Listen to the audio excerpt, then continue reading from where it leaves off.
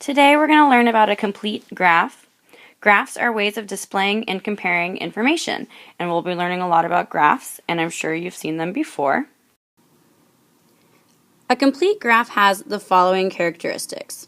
First of all graphs are neat and they are easy to read. That's one of the most important things you need to know about a graph when you make it. So one of the rules that we have in class is to always use a straight edge or a ruler when making your graph.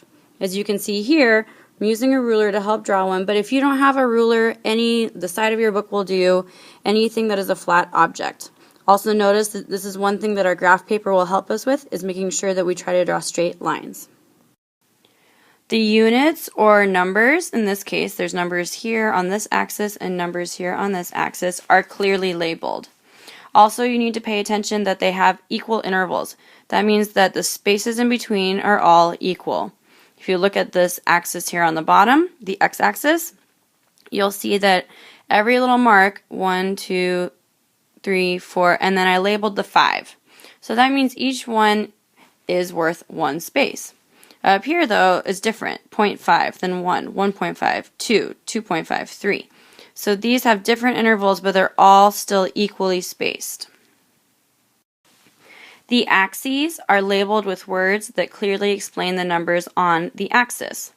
This is called an axis, the line that goes vertically up and down, and this is the horizontal axis, the line that goes horizontally from left to right.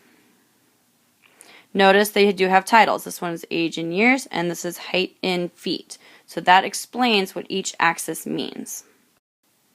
All graphs need to have a title. Emily's height over the years is now the name of this graph. Now I can actually gather information from the graph when I know what it means. I was getting there when I had age in years and height in feet. I was probably going to compare age and height, but now that I know that this is Emily's height over the years, maybe it's your cousin Emily, who knows? Now I have more understanding of what this graph means.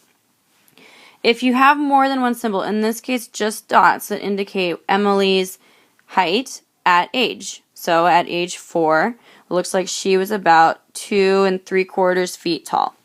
So a key or legend, though, could be included when you need to explain symbols that are used in the graph. Finally, all graphs should be made on graph paper, or if I provide you with a sheet, you can make them on that. But they should have graph paper. It helps keep you neat and organized. And that's it for making complete graphs.